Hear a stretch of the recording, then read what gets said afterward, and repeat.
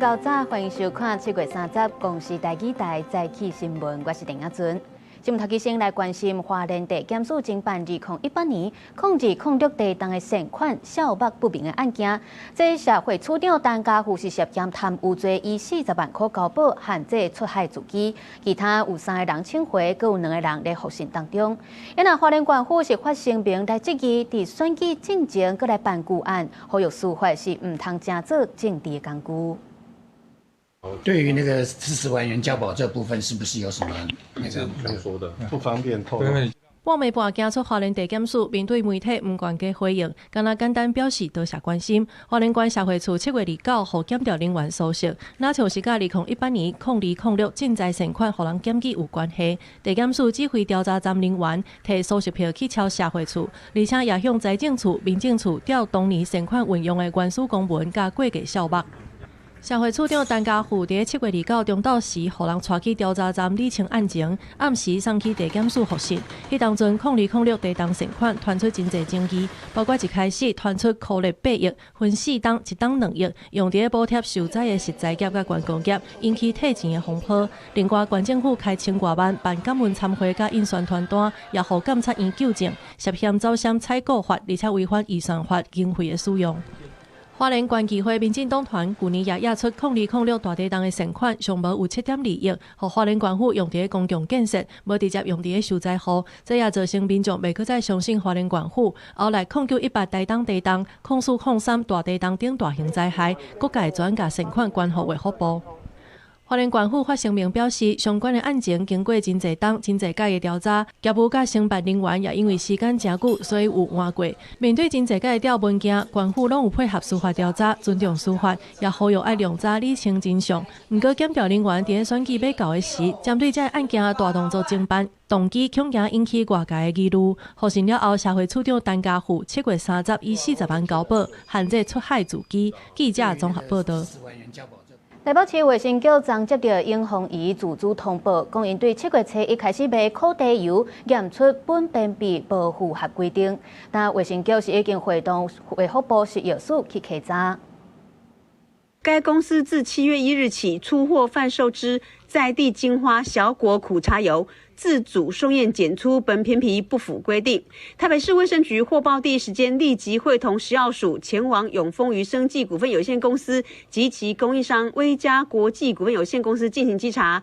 经查，13家门市均已完成全数下架，另2家自营品牌餐厅均未曾进货或使用该款苦茶油。 这批有问题烤地油拢总生产924罐，卫生局是已经要求全面预防性落架。消保官嘛呼吁业者要赶紧来办理退货。因为永丰仪表示讲，伫咧确认检验的结果了后，就无搁继续卖这款油，全面落架回收。 那继续来关心这重炼油脂的沙拉油出问题，连带也影响到下游的福寿、福茂、甲泰山等等这公司。因为检验通报的南桥公司，所以也因为延后通报，去互台北市卫生局来冻发。当南桥就发声明，讲因对福寿的油罐车甲倒入去油槽内底油拢有留样本，发现讲这2批是无共款的油，所以甲福寿来反映，到当福寿是拢无回应，所以是要求福寿就要回息的。 也赔偿因的损失。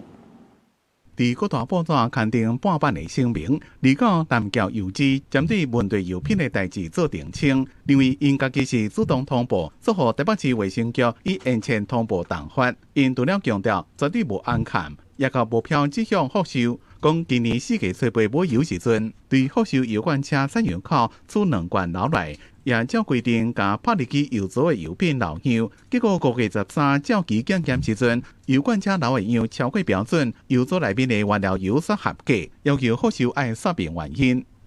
为什么这个当时抽样的部分会超标？我们第一时间就有请这个福寿公司予以说明这个理由，因为福寿公司它提供给我们的检测报告都是合标的，所以我们是请福寿公司说明，但是福寿公司到现在都没有说明。南桥讲，因有随向福寿反映，到即马对方拢无出面处理甲道歉，因是严正的谴责，并且要求道歉甲赔偿一切损失。对这件代志，福寿事业伫咧新闻报采进前暂时也无做回应，赶快要求爱有明确的原因。台北市卫生局搁再发声明强调，卫福部对由卫生什么问题也无做说明。对有风险下架中联药品也是有疑虑，有怀疑就袂使上架。卫生局持续于市售通路进行稽查，确保不符规定之油品已确实下架，生产者应尽数依闪法及食品及其相关产品回收销毁处理办法提送销毁计划，并完成销毁。台中市政府讲，若有怀疑就应该全面拢下架，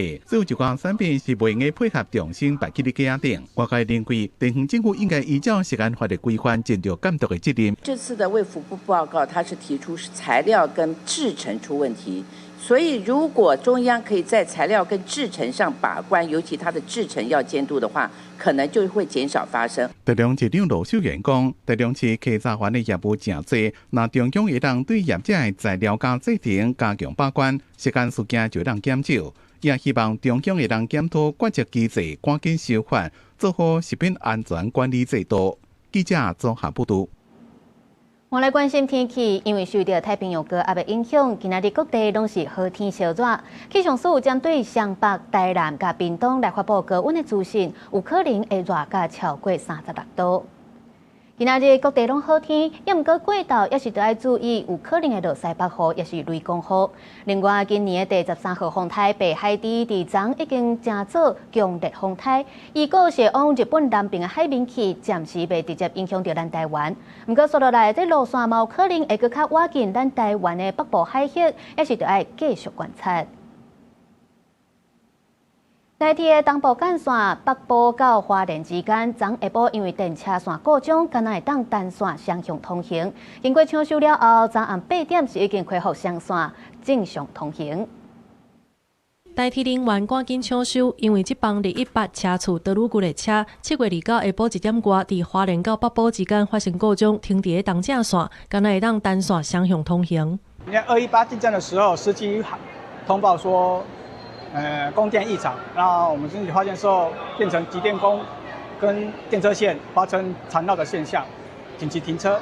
台铁虽启动抢修甲接送，甲这帮车的旅客转去隔壁线数控26车次列车，顺利伫下晡2点26分完成疏运。南港的7000块到花莲，然后是在北埔那边电线有问题嘛，隔壁的那个太鲁5号就转到接驳，我们的7000块就慢了，到花莲就慢了1个小时。慢了1个小时。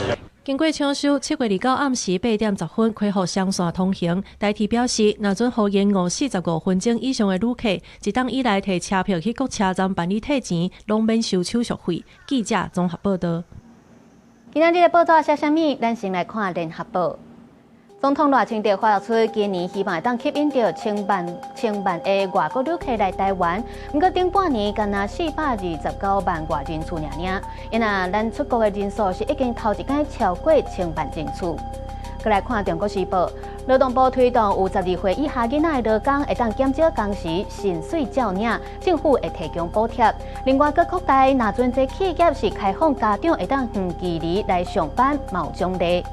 落尾是自由时报，立法院经济委员会初审通过农业发展条例、水土保持法甲山坡地保育利用条例部分条文的修正草案，违规开垦占用者引起在海第4者，相当是要罚到1亿。好在亚洲股市昨开盘本地受气势，结果又搁落落去。这韩股是落5.98%，日股是落930点，因那咱台股嘛捌落到39000多点，到在收盘是有徛转来4万点，不过拢总是落1564点这么多。因为今仔日开盘是40048点，有小可起去哩。不过最近实在因为这台股起落真大，国安基金敢会来护盘？财政部长曾翠云是表示讲会继续来关注。无受美国费城半导体指数跋4.498的影响，拜三阿股开盘就开始抢权，可惜气势挡无久，指数开始落车。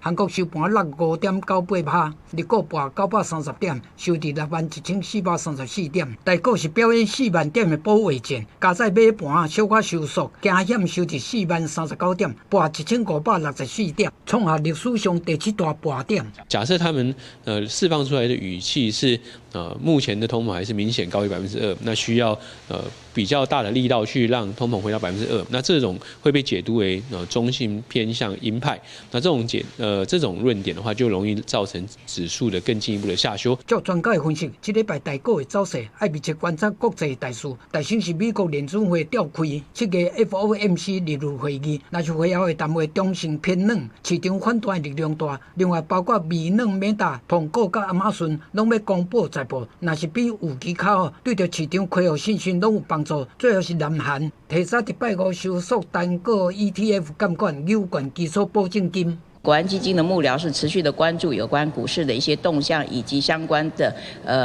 金管会如果有相关措施，它的一些成效。因为最近台股出的拢是10点起跳，国安基金敢要进场，搁要观察。统计拜三上市规盘停大概是119间，成交量放大到1.08兆，三大法人继续卖超317.57亿。拜三除了团产类股起，其他族群普遍拢较弱。关达股台积电收盘是2200块，盘80块，联电、旺宏、邦电拢是盘停。有法人讲，最近盘面有几支股票盘停。预计夜对进行可能会出现断头的现象，账面上的亏损不断的扩大，你看到不止损不行，你再把股票卖出来，下杀的这个过程里面，散户的操作有可能就是被迫断头或者被迫卖出。学者建议讲，用操作信用入场买股票的民众，要注意违约高挂的风险。呼吁讲投资不是稳赚的，都要好好事先评估。记者综合报道。富国新山台积电一个重要的动盘宏硕科技，是传出有内鬼，有一位姓黄的前总经理是防指控偷摕超过700条机密，包含设备图等等这机密，讲要来帮助中国的企业江苏新网公司来发展半导体制造技术。但即马专案侦结，新竹地检署是依照涉犯营业秘密法等等，拢总甲5个人起诉。为什么7人应当排除？在阿个台积电4单的前副理被指控偷摕机密变做强谍，拄则被起诉。才过1礼拜，连台积电供应链的核心合作伙伴也出代志。宏硕科技自1993年创立，泡刷单片共有上百项专利，上市公司宏硕科技专门伫咧做摄制停设备。检方查出，做20几年姓黄的总经理，去年想要试头路，伫咧伊的任内偷摕超过700多项宏硕上新的设备图，还有规格机密。找几路的人斗骹手，想要协助中国的企业江苏新网公司发展半导体，案件离到侦结，依照涉犯营业秘密法定罪起诉5个人。黄姓被告等5人涉嫌违反营业秘密法、背信以及著作权法等罪嫌，依法提起公诉。起诉的名单内面除了宏硕的前股层，还有台积电、米超比甲欧姆良的员工。检方讲，姓黄的前总经理这挂人涉嫌伫外口设公司，甲江苏的新网公司谈合作，国用 AI 软体甲宏硕原始设备干部朴子妍这挂识别的标志提掉，改做简体字的版本，拍算以后互对方使用。把这些上下游的团队兜起来，然后利用大家知道参数间的这些设定啊，也许我可以形成一个新的服务的公司哈，去做这样的一个竞争。那现在看起来的话，很有可能就是以这个逻辑在运作。宏硕呢，在先进封装的湿式制程啊，透过化学药剂呢，把一些尤其是光阻剂，把它给清除掉，来保证啊，在先进封装的良率。宏硕甲台积电合作真久啊，伫零件良率是真关键的角色。尤其伫即马先进封装逼短的时阵，因的地位是更加重要。即马互竞争的对头业者上着，技术差一点啊就外流去对话，影响咱国的产业发展。记者综合报道。国内真出名的电信业者一统甲国华逼出偷装 GPS 甲人跟踪，佮偷卖民众个资的代志。而且检方是怀疑这个资可能有国安人员甲政治人物等等的资讯有国安的记录。检方是拢总约谈10个人，其中这创办人赵维军是以300万块交保，伊的后生150万交保，另外佮有4位员工是互裁定羁押。有没有先例给中国人？收红钱吗？面对问题，直直海头国华电信创办人赵维军有真济关系企业一统电信嘛在内，检警查出两间公司毋若共用外部人员，涉嫌非法追踪监视，如今佫牵涉到国安风波。你觉得委屈吗？是吗？经过透明互信以300万交保，赵伟军打出地检署，才吐几个字，就搁点点唔讲话。检方这波行动发现涉案的电信社有收14万，受理一桩婚外情案件，互人指控伫追踪的对象车卡违法偷盗 GPS。这个在法院上是稳定被认定说，他已经有触犯到妨碍秘密，也就是因为它造成了说，可以完整的揭露你的隐私，就是你去哪里、生活作息等等，这种可能会是包含到个人隐私的这个行动。经过大规模的搜查，唔那掠赵伟军，拢总10个人拢互人约谈。伊的后生嘛伫名单内，先后交保150万。经过检警进一步的追查，意外发现案外案，为一名经理的通讯软体对话，查出伊为着趁钱，涉骗出卖台湾人的个资予中国。来到涉办业者的公司无营业，毋过检方怀疑非法交易的个资，真有可能牵涉到国安甲政经重要人士的资讯，初步会向妨害秘密、个资法等等的罪嫌侦办，后续无排除可能会以国安战机来侦办。目前搁咧继续调查。记者综合报道。美国在台协会公开一场咱海巡署的台北舰和美国远洋巡逻舰美吉德号做伙出现的相片，咱的海委会主委关碧玲就回应讲，美国理解台湾是台海唯一的执法单位，而且这国防部后礼拜嘛要进行汉光演习，会甲海巡列入去做伙演练。有学者就认为讲，这台美透过实际合作，会当来反制中国伫咧普色地带侵扰。美国在台协会 AIT 大动作，而北京罕见伫人面前抛出台湾海巡署巡航救难舰台北舰，还有美国海华防卫队远洋巡逻舰美吉德号，伫共一张相片内底出现，两只军舰编队航行。AIT 表示，美台互相合作，包括搜救、海洋资源保育、打击非法掠鱼仔、拦查海顶毒品走私。海委会主委关碧玲强调讲，美国理解咱国是台海唯一的执法机关。台湾、菲律宾、澳洲的海巡单位呢，已经强化彼此的合作。在过去这几年来，不管在日本海、在南太平洋、在南海，都有很多呢合作的项目正在进行当中。我支持一切有助于维护中华民国主权、保障渔民权益、提升海域执法能量及确保台海和平稳定的国际合作。真拄好的是，国防部同一天宣布后礼拜举行的汉光演习，内底重点演练的项目都反封锁护航，而且甲海巡纳入去操演内底，进行兵士甲战士的转换。海巡甲国军会合作演练物资接收、清点、转运甲护航。根据学者观察，美国透过具体行动，甲台湾的海巡合作，强化台海在内的第一岛链防卫，反制中国普色地带的侵扰。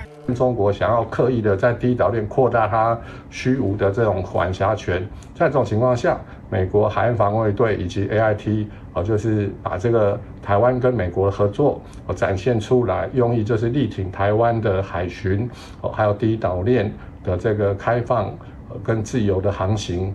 有关咱国民众去中国失去联络的人数，根据交通部观光署的统计，2024年，咱国差不多有277万人次去中国。陆委会通报失去联络的，防留伫遐调查，还有防限制人身自由的，拢总有55个人。也若去年是323万人次去中国，通报的案件成长4倍，有甲221个人。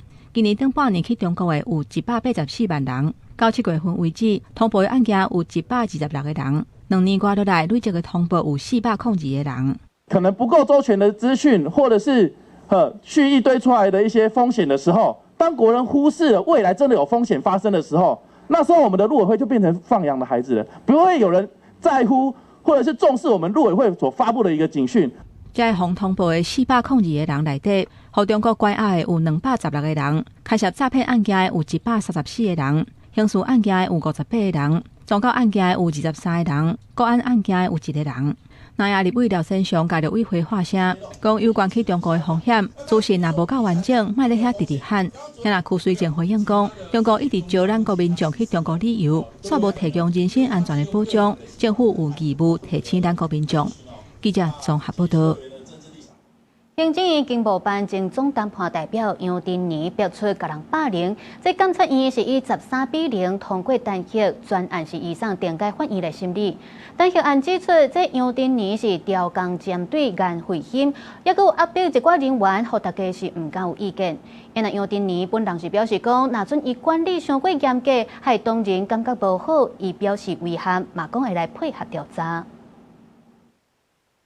林文馨是我们办公室最重要的人才，也是我们都很难过，而且在他生命之间，我们都有很好的互动。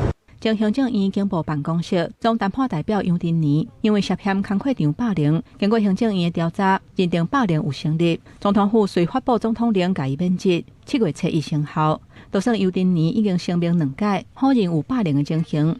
监察院讲，4月2日立案调查，7月17审查会以13-0通过弹劾案，以上电解法院审理。怎么看监院弹劾杨珍妮？有跟他联络过了吗？他目前有悔意吗？还是觉得他也是清白的呢？目前政务人员的防霸凌机制完善了吗？行政院透过声明表示尊重。根据监察院弹劾案的文件指出，杨振宁几啊届以冒犯性的话公开否定工会险，而且调工弱化伊的角色甲参与的程度，亲像调工不爱提供协助的卡手予伊，也有调故意排除工会险参与台美关税谈判实体讨论，马真事上用高压、用威胁的管理模式，伫单位内底，互大家全呢有意见嘛唔敢讲。以上种种明显违反公务人员服务法相关的规定，事情明确而且情形严重，应该接受处分。杨振宁回应讲，严格管理地属当人心内无爽快，绝对不是伊的本意。除了感觉遗憾，嘛会全力配合司法调查，希望找出真相。迟来的正义绝对不是正义。杨珍妮到现在没有悔意，也没有道歉，事后还批评行政院调查报告的不公平，搞经贸办匿名串联，更在免职后依法照领月退俸。卓荣泰作为经贸办的直属长官，没有注意到严慧欣的求救讯号，更好像自己一点责任也没有，真的叫家属情何以堪。监委叶大华甲王丽珍嘛表示，透过这个案件，甲行政院发声，应该重视政务人员霸凌防治机制。而且，规个检视经贸办公室登记的定位、卡手的运用，也有任务编组常态化的现象。行政院回应讲，院长已经在去年决定增加6个详细文件，加强谈判甲政策协调的内容，会参考各界的建议，持续改善制度。记者综合报道。行政院核定总经费3521亿元高铁统到宜兰计划，打算伫咧2037年来通车。不过，就小党做伙来指出讲，宽屏内底白纸黑字写讲，这高铁是无法度完全来解决国道5号塞车的问题。因也质疑政府开这么侪钱，敢真正有效益？原来行政院是表示讲，会按照法规公开相关的资料，让民众了解这个计划详细内容。高铁通宜兰岸是台湾重大的交通建设，行政院伫7月23核定通过，总经费是3521.75亿，打算伫2037年通车。前行政院政委张景心就指出，像官方公布的经济1本比才1.1亿，就代表投入1块才产生1.1块的效益，实在无啥价格。伊认为建设应当会当创造更较大的公共利益再来做。人口产业有增加无，产值有增加无，等等之类的，爱做这个评估啦。这评估一个数字的叫做 BC ratio， 就益本比。这益本比啊，这个计划伊目前评估出来是1.1。1.1的意思是讲，这个计划是及格边缘尔啦，吼。及格边缘，伫我过去的经验内底就是不及格啦。有小党就指出，宽屏内底白纸黑字写讲，高铁袂当完全解决国道5号塞车的问题。宜兰人嘛认为高铁对市区塞车无帮助。小党质疑政府开遮侪钱，敢真正有效益？嘛认为计划的相关经费、交通效益，也个规划天数拢有记录。我花了3521亿，平日的车只有少了3.1%，假日少6.8%，也就是说100台车里面只有7台的减少的那个数量而已。连假我们都塞了30几个小时的国五，盖完高铁之后一样是这样子塞。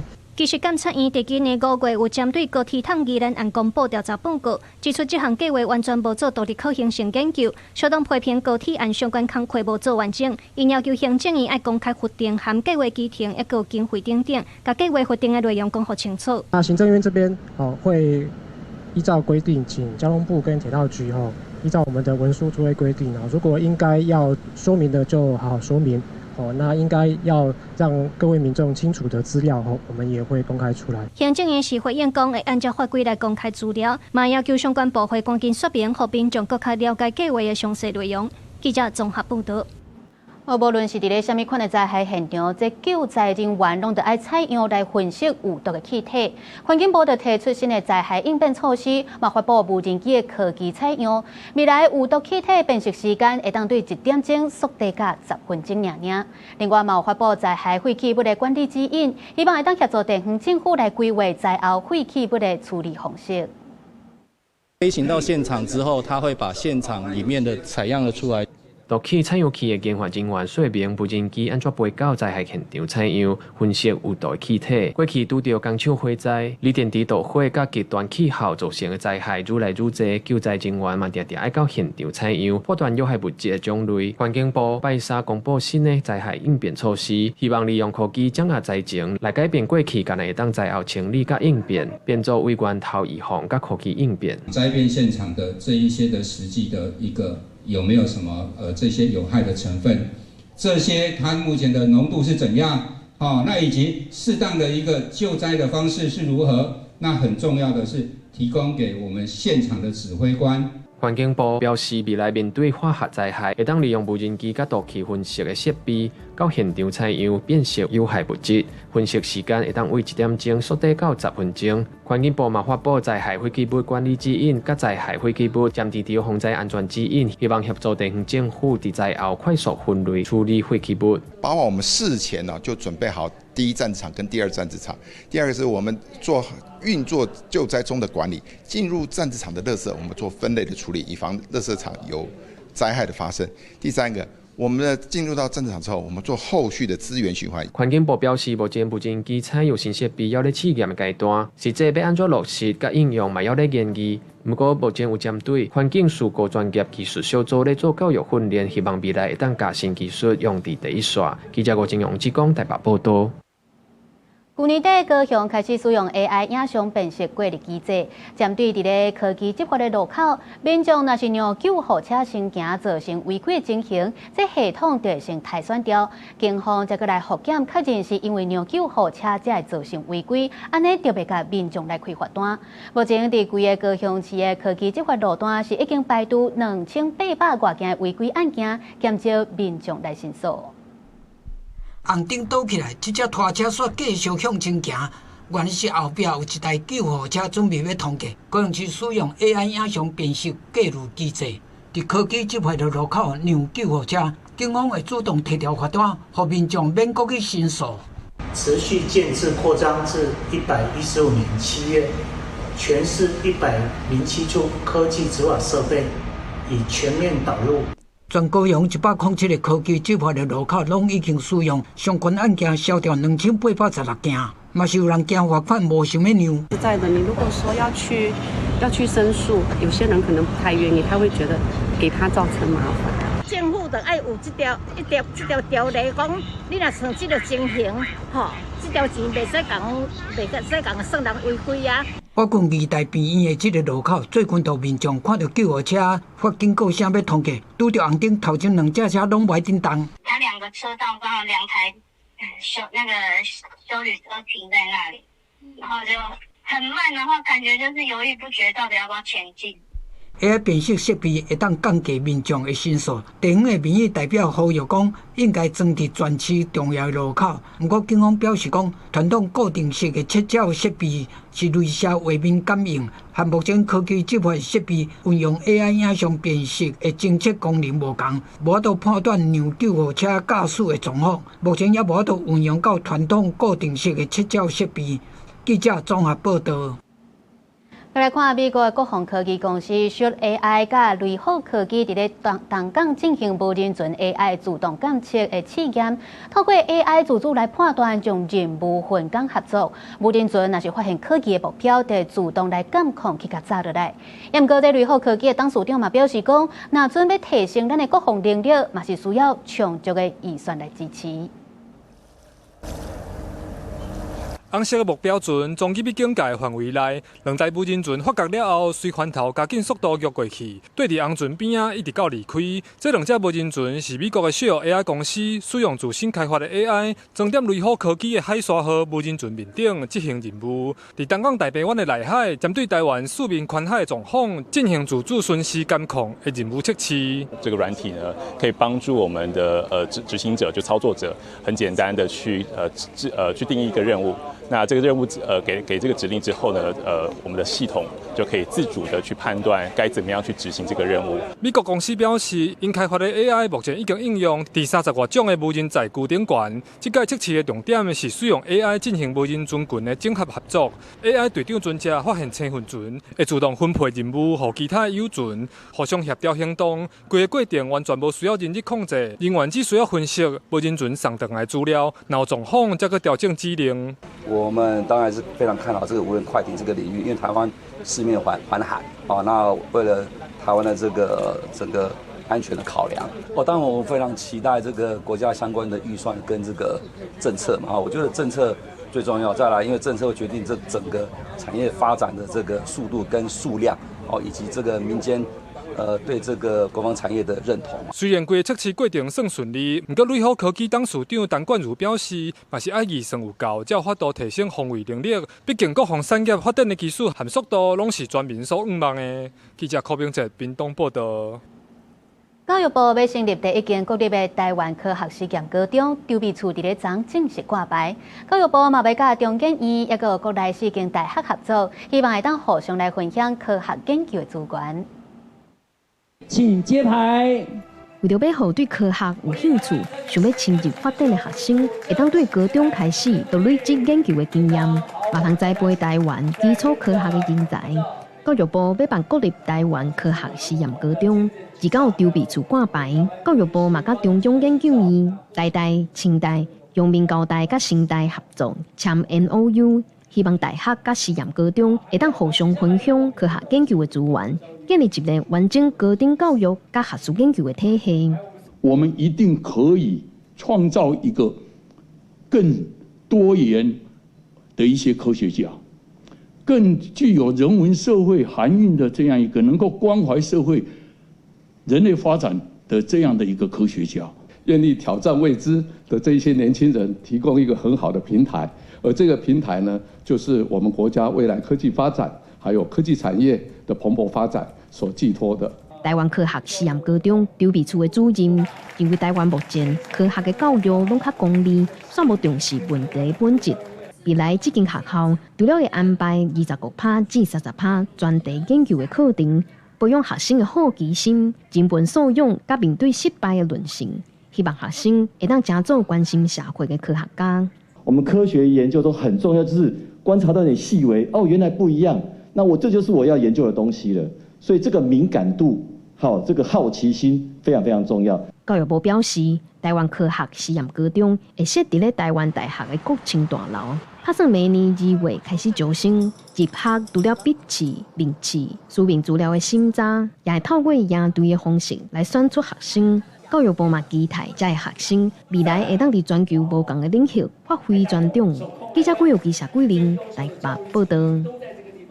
台南市有超过30位议员是无分党派做伙联署成立蓝营族裔复振连线，希望要甲台南成做是台湾的台语首都，佮要甲台语当作是台南市的通行语言，希望会当透过官方的行政系统、甲学校教育等等4大方向做伙来推展。台南市世界台语中心。大声发出口号，展现决心，要给台南成做台湾的台语首都。台南市议会日到下晡，有超过30位议员来联署，除了成立南京族裔复振连线以外，也甲国立成功大学台文系以及台湾官方语言制定会议来宣示，要透过公部门行政系统、学校教育、生活空间甲文化经济生态系，全面来复振台语，实现语言平权，也给台南成做世界的台语中心。会使为家庭的这个母语，一直到学校，一直到社区，甲咱这个官方的这个系统来成做一个系列的一个连线。咱议员伫咧议会咧质询的时阵，拢会使尽量来用台语啦。咱会使互台语慢慢啊，唔通讲讲敢若就是伫咧一寡较正式的场合，拢无用台语，拢一定爱用国语。我学校老师无讲台语，长辈是大人都唔敢甲囡仔讲台语。哦，因即摆若知影讲，咱台南学校老师用台语咧带囡仔咧教册。伫厝内底，佮家囡仔讲台语。对公部门开始带头讲台语，推出沉浸式的台语教育，甚至甲路牌地号名拢用台语来做，打造全面的台语环境。这项台语首都计划拄起鼓，要行的路也真长，不离个唔那台南市民真期待，就连日本人也真认同。我们是只有在网络上学习而已，所以我们的日常生活上是那个没有学的机会，所以我们觉得，如果可以一起活动的话，我们的那个台湾的生活是越来越丰富的。因为囡仔大汉以后，即马大家拢讲华语嘛，所以囡仔就开始互伊接受有这个环境是真重要。但内军表示，台南市6岁以上的人口有95万人讲台语，不过12岁以下平时有讲台语的囡仔数干那7%多，主要的原因就是无一个讲台语的环境。伫咧记者会顶悬，台南市长黄伟天嘛答应会全力配合，和台南成做台语首都。记者李新武、柯家珠、屈超勇台南采访报道。伫咧印尼的巴厘岛有起真侪高级的度假村，吸引真侪外国游客。不过因为开发了过头，也互当地上有价值的自然景观是面临着危机。巴厘岛是吸引国际观光客去了搁再去的旅游金鸡堡，去年共接待700万人次。当地一直拢有扩大建设的需求，四界拢是别种甲高级饭店的工地，足侪人拢想要来遮客家伙。Do you want a property just like this for $62,000 USD? We have 3 units left in our Canggu Loft project. DM us for the details.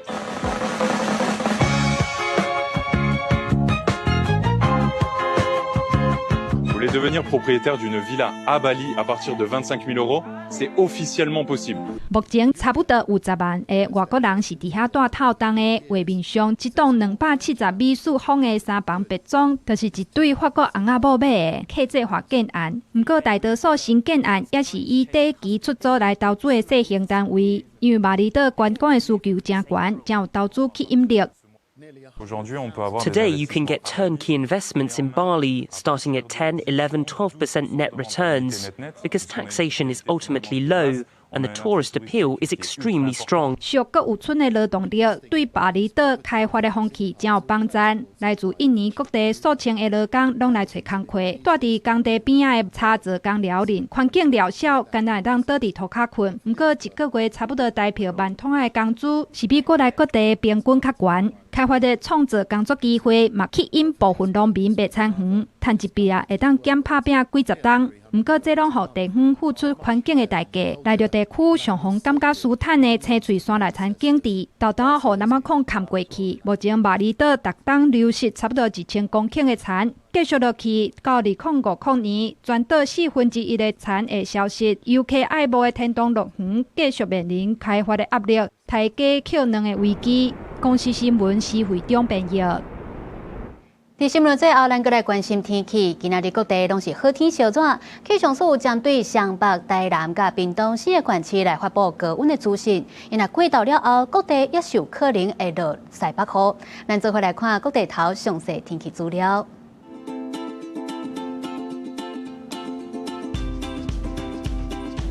北部地区26度至36度。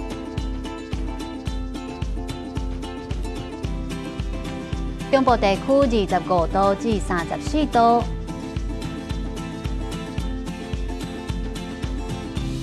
南部地区25度至35度，东部地区26度至33度，外岛地区是26度至32度。也佮有未来3天的气象。